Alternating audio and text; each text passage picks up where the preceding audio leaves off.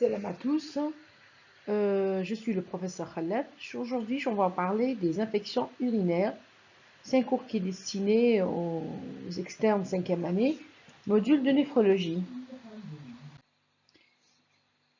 Il faut savoir que les infections urinaires ils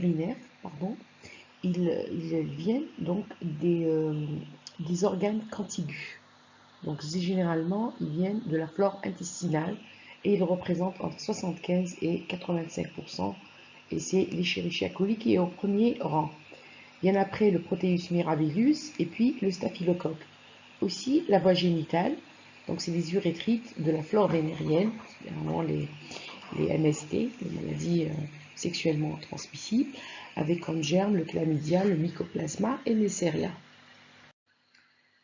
La voie hématogène, donc ça pourrait être donc une septicémie, donc une fièvre typhoïde ou un entérocoque ou bien une candidose qui va aller par voie hématogène donner ou plutôt contaminer les voies urinaires. Par contre, la voie descendante est très rare, c'est-à-dire c'est une infection du rein qui peut aller vers en bas, c'est très très rare. La voie descendante est très rare par rapport à la voie ascendante qui est plutôt plus fréquente. Il faut savoir que chez les diabétiques et les terrains immunodéprimés, les bactéries les mises en cause sont surtout le corynobactère et les levures. Il faut faire très attention aux infections nosocomiales. Il existe des entérobactères qui sont résistants aux antibiotiques, surtout dans les services de réanimation, il y a des bouillons de culture. Donc, c'est des germes qui sont très résistants, des souches qui sont très résistantes aux antibiotiques, surtout le Pseudomonas aeruginosa et le pyongyang. Donc, selon l'anatomie des voies urinaires, il existe des voies urinaires, on appelle des voies urinaires hautes, qui sont appelées pyélonéphrites, et des voies urinaires basses, qui sont appelées cystites.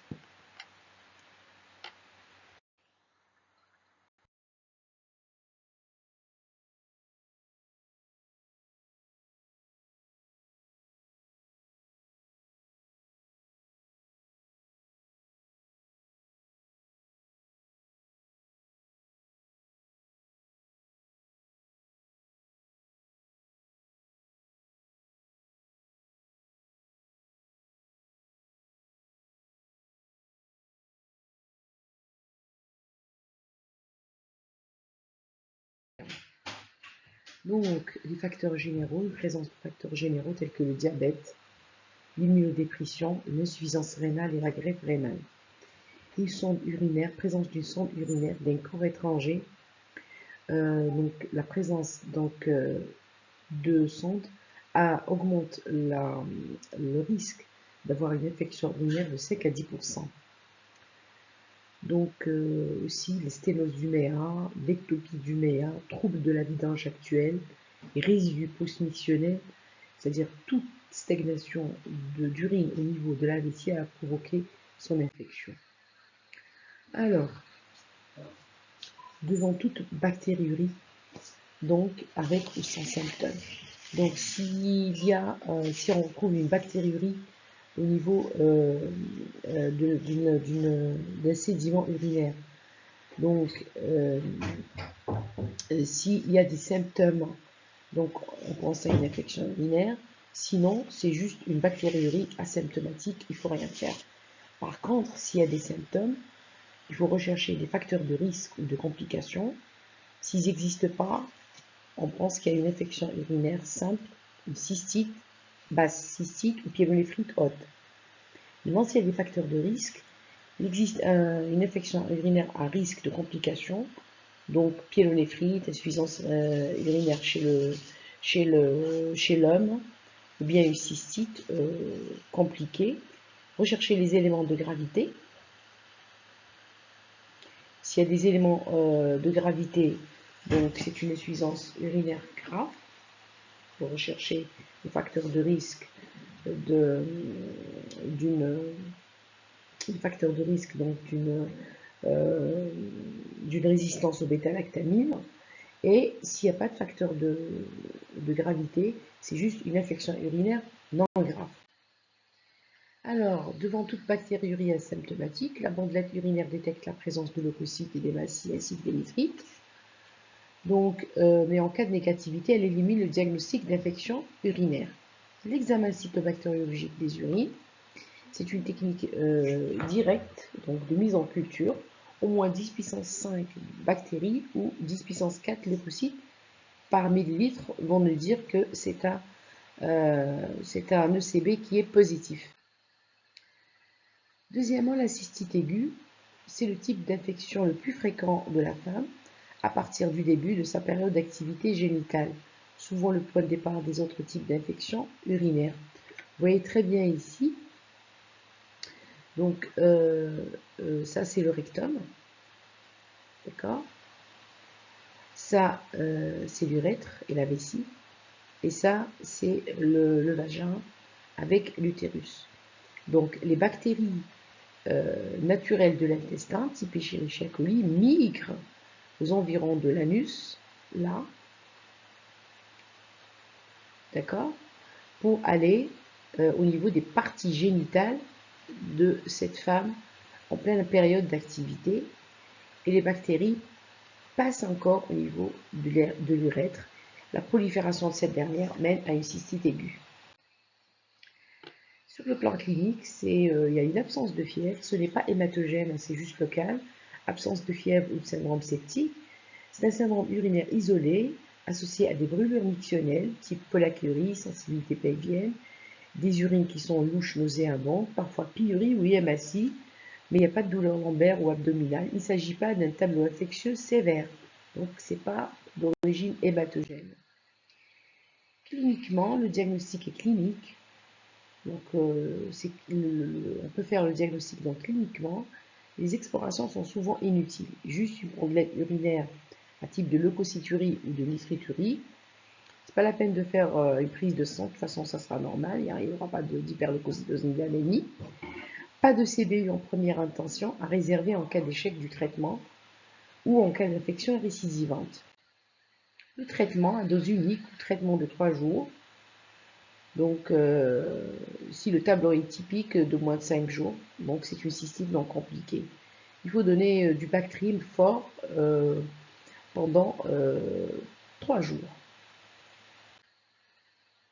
Donc c'est surtout les règles hygiéno-diététiques. Il faut se dire qu'il faut avoir une hygiène de vie afin d'éviter la récidive de cette cystite aiguë. D'abord, c'est des boissons abondantes. D'accord?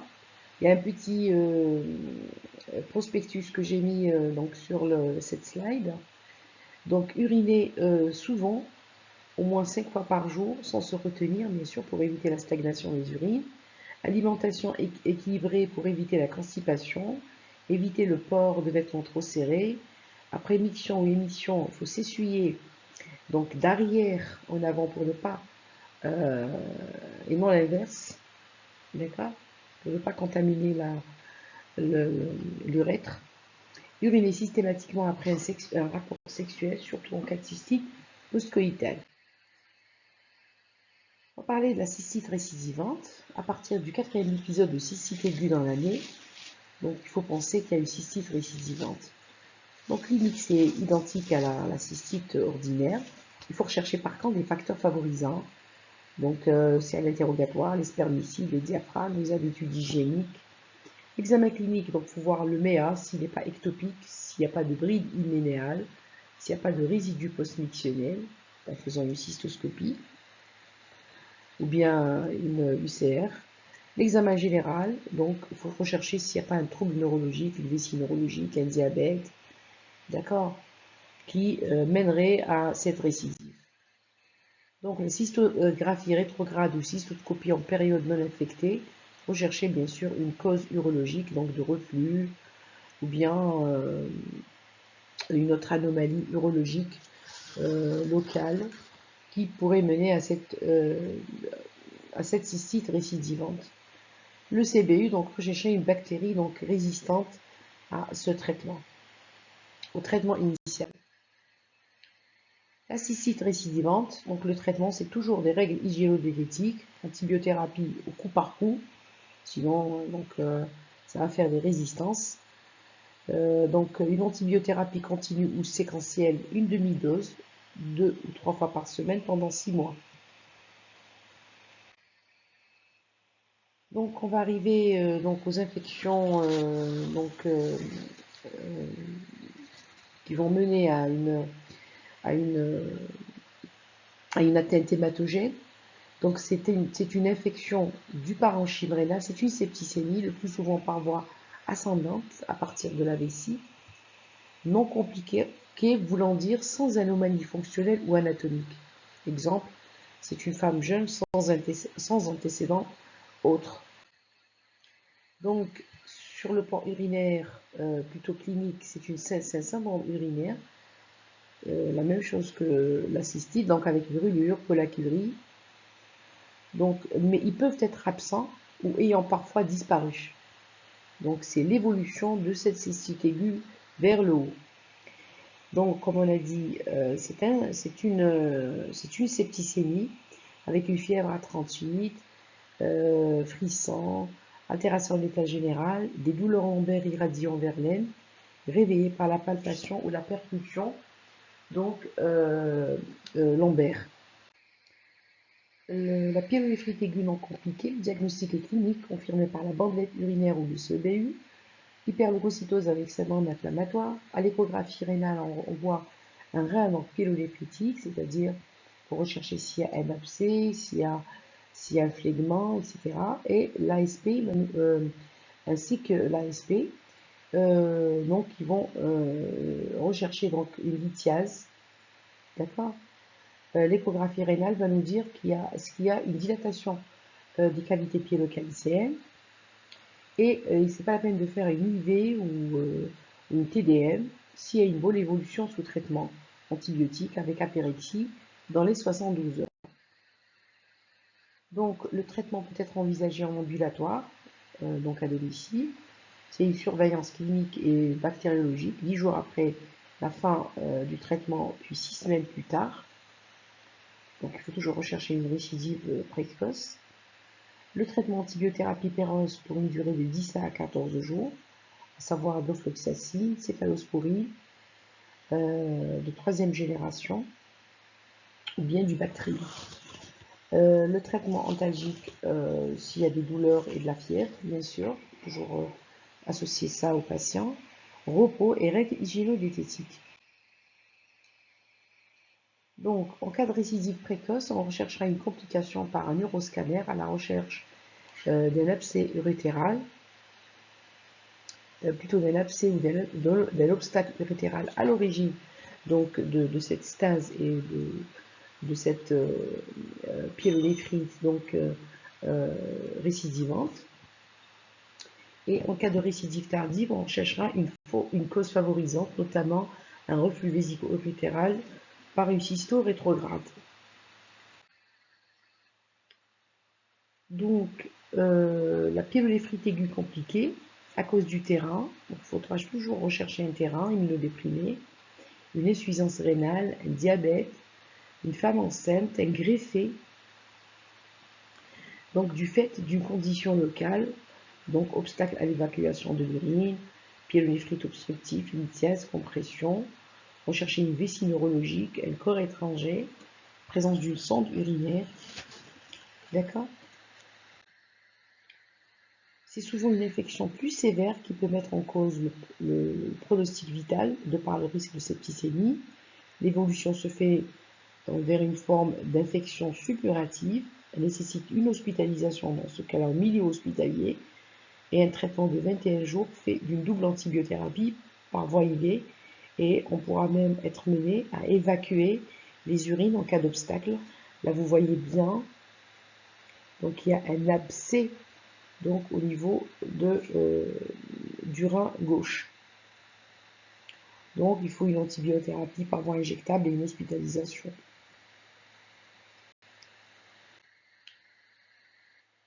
La pyélonéphrite donc compliquée, donc il y a un risque donc d'abcès corticaux, donc on voit très bien l'abcès ici au niveau de la corticale de l'abcès du rein gauche. Ça, c'est un emphysème, pyélonéphrite emphysémateuse avec de l'air au niveau, présence d'air au niveau du rein droit. Donc, c'est très fréquent chez le diabétique. Et là, c'est un phlegment périnéphritique du rein gauche qu'il faudra rechercher par une étude scannographique. On va voir le cas particulier des infections urinaires de la femme enceinte. Ils sont répartis donc en bactériuries asymptomatiques qui sont rares, les cystites aiguës, donc qui sont très fréquentes, environ 80% des cas. Les formes récidivantes, c'est dans 4% des cas. Et il peut y avoir un risque de pyélonéphrite aiguë dans 11% des cas chez la femme enceinte. Chez l'enfant, il y a un risque de prématurité, de retard de croissance in utero et de risque d'infection périnatale de l'enfant. Les bactériuries asymptomatiques sont dépistées systématiquement au 3e et 4e mois par la bandelette réactive. Elles justifient un traitement en raison du risque d'évolution vers une forme plus grave, c'est-à-dire la forme pyélonéphritique. Le diagnostic aussi justifie un dépistage systématique toutes les 8 à 15 jours par la bandelette ou bien un ECB jusqu'à la fin de la grossesse. Son traitement est le même que celui de la cystite, fait appel à des antibiotiques autorisés chez la femme enceinte. En ce qui concerne le sujet âgé, le diagnostic n'est pas très facile parce que la symptomatologie n'est pas très visible. C'est surtout un syndrome confusionnel, une dépendance aiguë, une chute, une altération de l'état général. Il faut pouvoir apporter les symptômes atypiques à d'autres pathologies d'une infection urinaire, même en cas de CBU positif. La colonisation urinaire est très fréquente dans certaines populations gériatriques, donc comme 80%, c'est quand même énorme, enfin un beau pourcentage. Donc c'est des sujets qui sont très sujets aux infections urinaires. Et devant toute suspicion, n'hésitez pas à faire un ECB systématique. Merci pour votre écoute. Ce topo est terminé. À vos claviers si vous avez des questions ou des commentaires. Et à la prochaine conférence. Au revoir.